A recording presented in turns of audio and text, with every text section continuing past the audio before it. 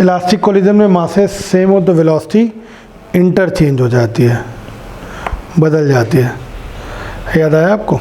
चलिए एक छोटा सा क्वेश्चन करते हैं।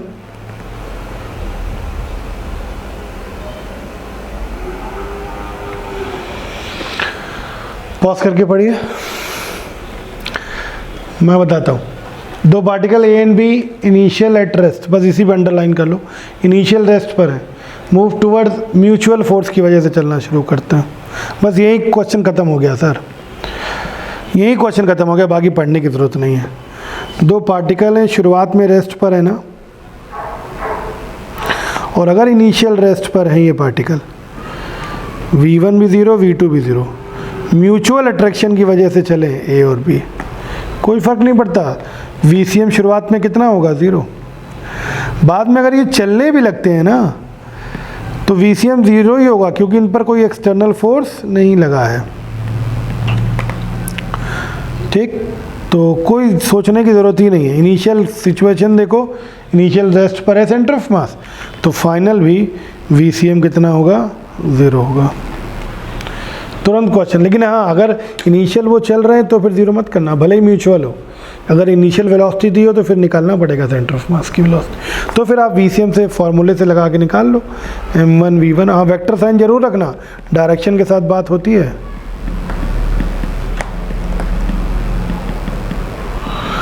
वेक्टर साइन पे स्पेशल ध्यान देना, चाहे कुछ हो चाहे ACM हो, डायरेक्शन के साथ ही बात होगी। ठीक है, डायरेक्शन आपको वहाँ पर रखनी पड़ेगी। चलिए इसके बाद एक बहुत सिंपल सा क्वेश्चन है नेगेटिव मास कंसेप्ट का। आपको याद होगा, मास काट के निकाल दिया जाता है, इतना मास जोड़ दो या नेगेटिव मास काट के निकाल दो। ये इस क्वेश्चन को करने की तो एक मैंने सिंपल टेक्निक बताई थी सर, मे भी आपको याद आया सर। ये 42 दिया, ये 56 दिया, आपको दिया है उसमें। ठीक है, पॉज करके पढ़ लिया आपने। चलिए, सिंपल क्वेश्चन है सर, सिंपल क्वेश्चन है साहब। जो भी बॉडी को काटा गया है, कुछ इस तरीके से सिचुएशन है।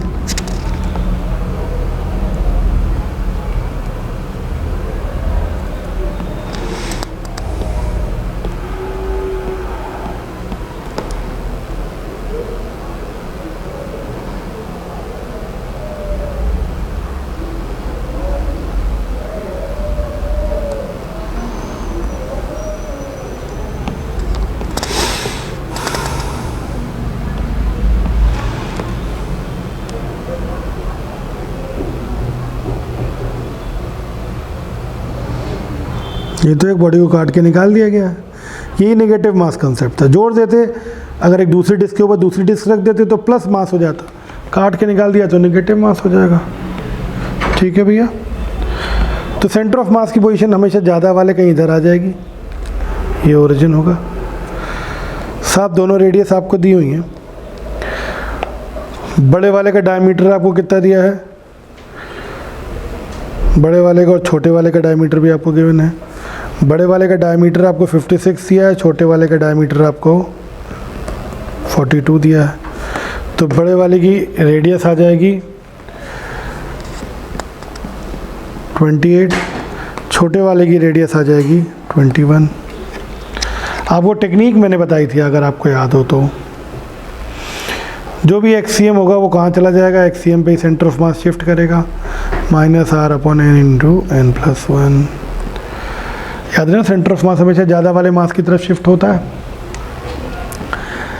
सर n क्या होगा? n होता है कैपिटल R/r, दैट इज 28/21। 7 से काट दीजिए 3/4, सॉरी 4/3।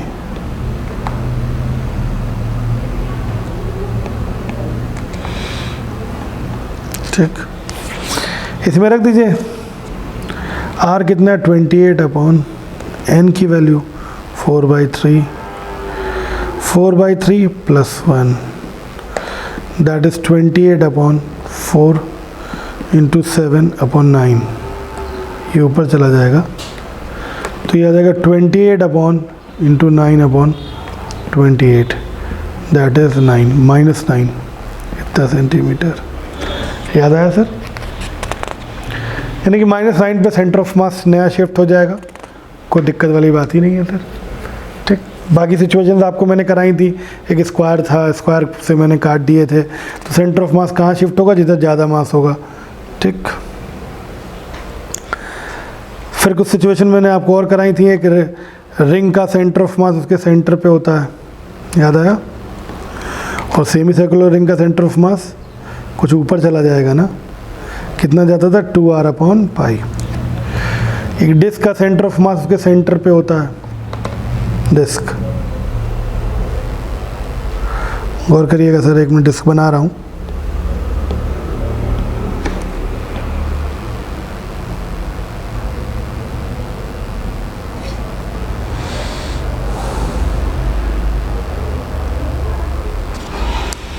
ठीक, लेकिन सर इसको अगर आधा कट कर दें तो, याद है आधा कट करने पे पहले सेंटर ऑफ मास सेंटर पे है, आधा कट कर दोगे ऊपर चला जाएगा।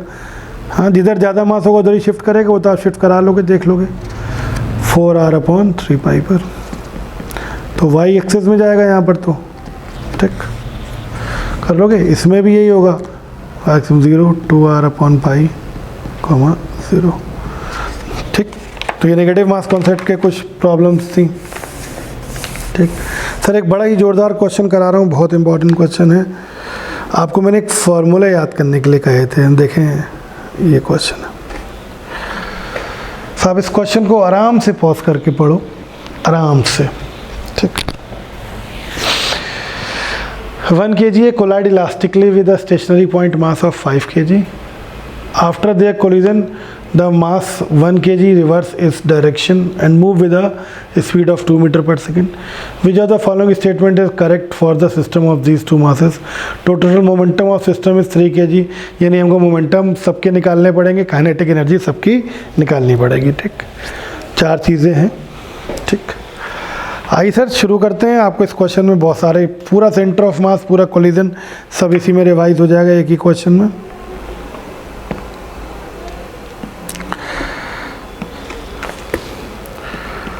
साहब एक बॉडी ये है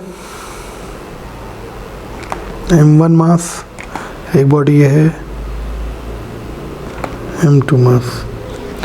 हाँ, इसका u1 वेलोसिटी नहीं दी है तो u1 हमको ui मानना पड़ेगा, और u2 0 दिया है, इसकी वेलोसिटी शुरुआत की 0 दिया है आपको। ठीक, ये दिया है टकराने के बाद, आफ्टर द कोलिजन, टकराने के बाद। m1 कितना है? 1 kg है, और m2 कितना दिया है? 5 kg दिया है, ये भी लिख लो। टकराने के बाद 1 kg वाले की वेलोसिटी रिवर्स हो जाती है, v1। v1 कितना दिया है? -2। माइनस क्यों लगाया? क्योंकि वेलोसिटी रिवर्स हो रही है, पलट रही है। वेक्टर फॉर्म में बात करेंगे, -2। ठीक, कोलिजन कैसा है? इलास्टिक है, यानी कोफिशिएंट ऑफ रेस्टिट्यूशन की वैल्यू 1। हाँ, आपको अगर याद हो मेरे बच्चों, मेरे लाल, मैंने आपको v1 v2 के फॉर्मूला याद करने के लिए कहे थे। मैंने कहा ये क्वेश्चन अगर एनर्जी कंजर्वेशन और मोमेंटम कंजर्वेशन से लगाओगे ना तो ये क्वेश्चन 3 पन्ने में निकलेगा, लेकिन वैसे लगाओ तो चट से सॉल्व। मैंने आपने को फॉर्मूला याद करने के लिए कहा था, v1 वेक्टर बराबर m1 - m1 + m2 into u1 vector plus 1 + m2 m1 + m2 into u2 vector. याद आया? और ऐसे ही मैंने v2 का फॉर्मूला आपको कहा था, v2 vector is equal to, जहाँ m1 हो वहाँ m2 कर देना, जहाँ m1 हो वहाँ m2 कर देना, जहाँ u1 हो वहाँ u2 कर देना, और जहाँ u2 हो वहाँ u1 कर देना।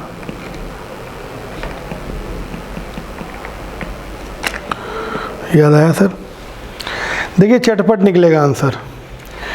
आइए सॉल्व करते हैं। v1 वेक्टर निकालना है हमको, तो सर v1 वेक्टर की अगर हम बात करें,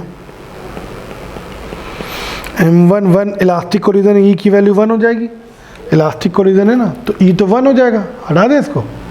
m2 5/m1 + m2, 1 + 5, u1 कितना है? u u2 0 है तो ये टर्म 0 होने वाली है, u2 0 रखोगे तो टर्म 0 हो जाएगी। तो ये कितना आ जाएगा, मुझे लग रहा है ये आ जाएगा 4/6u, या फिर और काट लो इसको 2/3u। ठीक, बोलो भाई, क्लियर। और v1 आपको दिया हुआ है, v1 कितना दिया हुआ है, v1 -2 दिया है, तो v1 यहाँ -2 रख लो, 2 से 2 कैंसिल होगा, तो u की वैल्यू कितनी आएगी, तो ये हम -2 = 2/3u रखेंगे, तो -2 से -2 कैंसिल हो जाएगा, तो u = कितना आ जाएगा, u = आ जाएगा -3, तो u की वैल्यू आ जाएगी -3। हाँ, तो बच्चों आपको दिस वन, ठीक है, तो ये वैल्यू आ गई, ये हमें v1 पता चल गया। ठीक, इसी तरीके से हम v2 भी फाइंड कर सकते हैं। v2 कैसे फाइंड करेंगे सर, v2 का फॉर्मूला आपको याद होगा, नहीं याद है तो भैया देखिए याद कर लीजिए, मैंने आपसे पहले भी कहा था आपको ये फॉर्मूले याद करने होंगे, ये बहुत काम के फॉर्मूले हैं, अगर आप नहीं याद करेंगे तो आप समस्या में आ जाएंगे। ठीक, तो ये v2 का फॉर्मूला जब आप वैल्यू रखेंगे यहाँ पर e की वैल्यू 1 रखेंगे, u2 तो पहले 0 हो जाएगा, फालतू यहाँ रखो ही नहीं, u2 0 है तो ये वैल्यू पूरी 0 हो जाएगी, तो v2 कितना आ जाएगा, यहाँ पे e की जगह 1 रख देना, m1 m2 की वैल्यू पुट कर देना, जब वैल्यू पुट करोगे तो मुझे लग रहा है कि जो v2 की वैल्यू आएगी, v2 इज़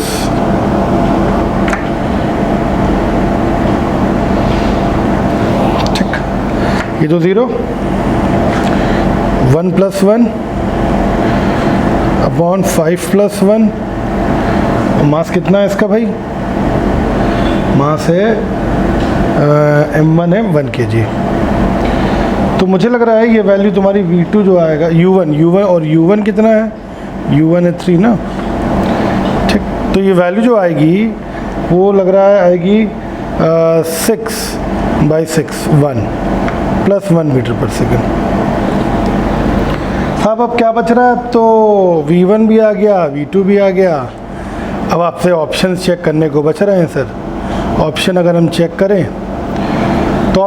करें तो पहला ऑप्शन टोटल मोमेंटम तो एक ही बॉडी का देख लो भाई, इनिशियल वाला, दूसरे का तो 0 है। अरे भाई टोटल मोमेंटम ऑफ सिस्टम बात करें इनिशियल, तो इसका देख लो, इसका तो है ही नहीं। ठीक, तो कितना होगा total momentum of the system आएगा m1 u1। ठीक, और वैल्यू कितनी आई है, 3 आई है, तो ये वैल्यू पुट करते हैं 1 × 3 = 3 आया, तो ये अगर दिया हुआ है। दूसरा ऑप्शन चेक करें, momentum of 5 kg mass, momentum of 5 kg mass after collision, तो वो कितना आएगा m × v। ठीक, वो कितने से चल रहा है भाई, m2 v2 कर दो, m2 1 है, v2 5 आया था हमारा, तो कितने से चल रहा है, तो मुझे लग रहा है वो चलेगा 5 से, तो ये आंसर तो गलत हो गया, सॉरी 1 है, v1 है, मास 5 है और v1 है, तो ये गलत हो गया। तीसरे ऑप्शन में पूछा गया kinetic energy kcm of centre of mass, तो momentum of centre of mass upon 2 × mass of centre of mass, याद है काइनेटिक एनर्जी और मोमेंटम में रिलेशन। तो kinetic energy of centre of mass पूछा गया तीसरे ऑप्शन में, ध्यान रखना सेंटर ऑफ मास पूछा गया तो momentum of centre of mass upon 2 मास ये, और मोमेंटम ऑफ सेंटर ऑफ मास क्या होगा सर, mv यानी कि m1 v1 + m2 v2 का whole square upon m1 + m2, मास तो वही पूरा लिया जाएगा, तो ये हो जाएगा 1 × 3 प्लस वेलोसिटी सेकंड वाले की 0 है, पहला वाला 1 से चल रहा है ना, अपॉन 1 का स्क्वायर। बोलो भाई, यानी कि कितना आ जाएगा, 1 × 2 × 6 सॉल्व करेंगे तो 9/12 ये आ रहा है काइनेटिक एनर्जी 0.75, ये ऑप्शन में दिया है तो ये सही है। तीसरा kinetic energy of system, centre of मास नहीं पूछा चौथे ऑप्शन में, ये ध्यान रखना, काइनेटिक एनर्जी ऑफ सिस्टम पूछा है। तो kinetic energy of system half m1v1² plus half m2v2²। सारी वैल्यू पुट कर दो, हाफ m1 की जगह 1, v1² 3 का square plus half m2 v2 0 है सर, तो मुझे लगा 9/2 दैट इज 4.5 जूल। ठीक है, सारी चीज़ें क्लियर हो गई आपको, सारे ऑप्शन आप बता सकते हैं, फर्स्ट सही है और थर्ड सही है। ठीक है, हाँ बस इम्पोर्टेंट ये था कि ये फार्मूला आपको ध्यान रखना बहुत ज़रूरी है v1 और v2 के, ये नहीं आएंगे तो इस क्वेश्चन को आप छू भी नहीं पाएंगे, करना तो बहुत दूर की बात है, क्योंकि इसमें फिर बहुत लेंदी इक्वेशंस बन जाएंगी जो आपके लिए पॉसिबल नहीं हो पाएगा। ठीक, उसके बाद कुछ पॉइंट समझ लीजिए, जैसे इलास्टिक कोलिजन था, कई बार आपको ऑडियो रिवीजन करना बहुत ज़रूरी है, ये भी ध्यान रखिएगा, बिना ऑडियो रिवीजन के वीडियो रिवीजन का कोई मतलब नहीं है। इलास्टिक कोलिजन में मासेस अगर सेम हो तो वेलोसिटी इंटरचेंज हो जाती है, याद आया, मासेस सेम वेलोसिटी इंटरचेंज। हाँ, क्वेश्चन में ये ज़रूर ध्यान देना ऑप्शन में किसकी वेलोसिटी पहले दी है। एक बार नीट में क्या काम किया, ए और बी दिया था और लास्ट में बी और ए की वेलोसिटी पूछी थी, ज़्यादातर बच्चों ने ए और बी की वेलोसिटी निकाल दी, बी ए में आंसर गलत हो गया उनका। ठीक है, तो उसके बाद आपको याद होगा ई की वैल्यू इलास्टिक कोलिजन के लिए 1, इन इलास्टिक के लिए 1 से कम और परफेक्टली इन इलास्टिक के लिए 0 होती है। ठीक, फिर आपको याद होगा E = v2 - v1 upon u1 - u2, सब वेक्टर के साथ लिखा जाता है। ठीक है, फिर आपको याद होगा काइनेटिक एनर्जी और मोमेंटम में रिलेशन P = √2m के। फिर मैंने कहा था एक ग्राफ खींचने को आपको बोला था, मोमेंटम और kinetic energy, root kinetic energy, तो momentum directly proportional root kinetic energy है तो ग्राफ स्ट्रेट लाइन आएगा। यही ग्राफ अगर मोमेंटम और काइनेटिक एनर्जी में होता तो स्क्वायर वाला मामला p² प्रोपोर्शनल k आता, भाई होल स्क्वायर कर देते, तो किसको भाई ये किसको कवरिंग मिलती, जिसकी पावर कम है तो k को कवरिंग मिलती, पैराबोलिक ग्राफ होता, k को कवरिंग मिलती। p और k का ग्राफ है, ध्यान रखिएगा, k और p नहीं है।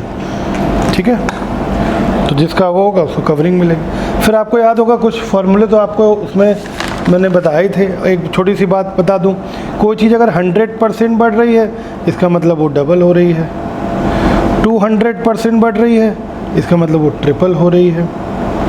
बोलो भाई, याद है, 300% बढ़ रही है इसका मतलब वो 4 टाइम्स हो रही है। क्लियर? ठीक है,